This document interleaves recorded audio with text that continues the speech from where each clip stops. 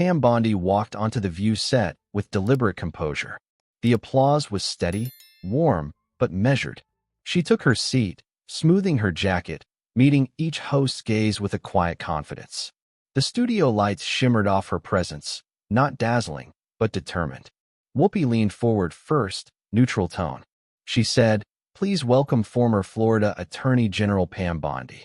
The panel is eager to hear your perspective on abortion policy. Let's get right to it." Pam offered a polite nod. She said, "Thank you, Whoopi. I'm grateful to be here." Sunny Hostin spoke next, professional but focused. She said, "Pam, you've been a prominent pro-life voice. Critics say your positions disregard women's health and autonomy. How do you respond?" Pam's expression remained calm. She said, "I believe in protecting the unborn. I believe women deserve better support. We should help mothers, not abort children." A hush settled over the audience, some nodding, others still. The energy shifted slightly, tightening. Sarah Haynes chimed in gently. She said, "When women face crisis pregnancies, health complications, sorry, this is a medical matter. Don't they deserve safe options?" Pam replied evenly. She said, "Each life is precious. If a pregnancy is dangerous, a medical intervention may be needed, but abortion as birth control should not be the go-to answer." There was a pause. The tension grew under calm words. Joy Behar added softly. She said, "So you believe in exceptions for rape, incest, and life of the mother?" Pam looked at her. She said, "Yes. I believe doctors, women, and families, together, should decide those rare exceptions. Not ideology." Sunny's tone sharpened. She said, "But legislation you supported in Florida made it harder for women to receive care for those exceptions, requiring multiple doctors' sign-offs. Doesn't that delay life-saving treatment?" Pam's voice stayed steady. She said, "That law required time for informed consent. Enough time to ensure women knew their options. Safety and clarity, not confusion, should guide medical decisions." The studio lights bristled with incoming tension. The audience leaned in. Sunny pressed further. She said, "Yet advocates say 6-hour wait windows and extra ultrasounds added red tape and cost. That cost is paid by women seeking care." Pam responded carefully. She said, "I believe costs can be covered by charitable care. Informed consent builds trust. When women are rushed, mistakes happen. I believe we need compassion and safety, not coercion." A ripple of discomfort passed through the audience. The tone was clinical, but tinged with clash. Whoopi interjected softly. She said, "Pam, many women say coercion happens when they can't access abortion. They feel trapped. How does your policy give them real choice?" Pam exhaled quietly. She said, "Real choice includes carrying a child to term with support, counseling, healthcare, resources. If we want fewer abortions, we should build systems that help women thrive when life begins." Sunny's eyes narrowed slightly. She said, "Many of the women you intend to help say your policies ignore their reality. Single mothers, women in poverty, survivors." Pam met her gaze. She said, "Then we should lift them out, not lower their expectations. Address poverty, education, childcare. Don't offer abortion as an easy out. Solve problems, don't mask them." The tension solidified. The room's air was taut. Sarah cleared her throat. She said, "Some see your position as moralizing rather than supporting." Pam cut in smoothly. She said, "It's not moralizing. It's valuing life at every stage. I want dignity for mothers and children." Sunny's tone was tight. She said, "You often say you come from compassion, but statistics show poor maternal outcomes in restrictive states. Ignoring those harms hurts women." Pam's voice remained calm. She said, "We can improve maternal care through better healthcare access, community support, not by legalizing late-term abortion." Two separate solutions. A long pause followed. The audience was engaged, polarized. Joy Behar spoke in a low voice.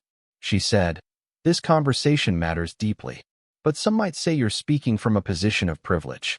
Do you feel connected to women facing those realities?" Pam shifted slightly. She said, "I meet with many women in crisis. I've heard their stories, seen their pain. I take their lives seriously. My policy perspective comes from wanting to be part of the solution, not silence their voices. Sunny leaned in one final time. She said, but your policies have consequences. Data shows rising maternal mortality. People say that's life-threatening for women. How can you stand by that? Pam's voice turned firm, resolute. She said, I can stand by it because I believe every life matters. If maternal mortality rises, we fix healthcare systems, not abortion law. We don't dismiss those lives to mask another's. The studio lights dimmed slightly. The atmosphere crackled. Audience members shifted, stunned into silence. Whoopi's voice broke the moment. She said, Pam, we're going to pause here. Pam's words hung in the air. The studio lights seemed to dim further. The applause sign remained off. The audience sat breathless. Sunny shifted forward, voice low but firm. She said, what I'm hearing is that women who die or struggle are collateral damage. You say they're not being dismissed, but what message does it send when policy harms them? Pam's gaze didn't waver. She said, it sends the message that we care deeply about every life. We'll fix any harm, but we'll start with valuing life as sacred. A frail hush spread through the panel. The host looked unsettled. Even the crew behind the scenes leaned in. Sunny's next question came like a gust of wind. She said, but Pam, there are women literally dying trying to access standard medical care. If you silence abortion, silence becomes more dangerous. Pam remained unflinching. She said, if a woman is in danger, then medical professionals should act. No one, no law, should block that care. If women are dying because we don't improve maternal health alongside policy, then we fix the system. Her tone carried the quiet conviction of a street preacher, soft but unshakable. Sunny's voice cracked slightly. She said, fixing the system takes time. Women are already suffering. Pam nodded. She said, which is why we should act now. Not by erasing life, but by empowering care. Suddenly, the sound cue came too fast. The band stirred in readiness to bring things back to normal, and Joy tried to step in. Joy said, Pam. Pam cut her off gently. She said, let me finish. She paused. Sweat beaded at Sunny's brow. The room held its breath. Pam said, when we talk about abortion, don't let fear silence us. Don't let fear force us to choose between one life or another. That's a false choice, and we can do better. We must do better. The weight of her statement pressed down. Whoopi stood abruptly. She said, Pam, I'm going to have to ask you to leave the set. Her tone was final, but not loud.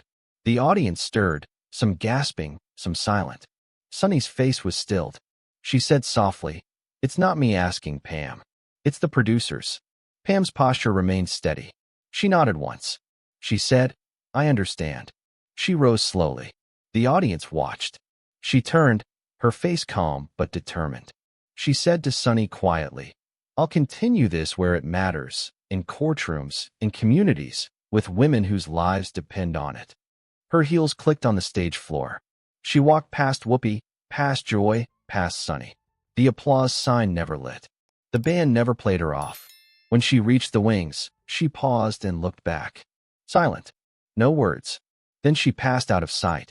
The cameras cut. The studio remained hushed.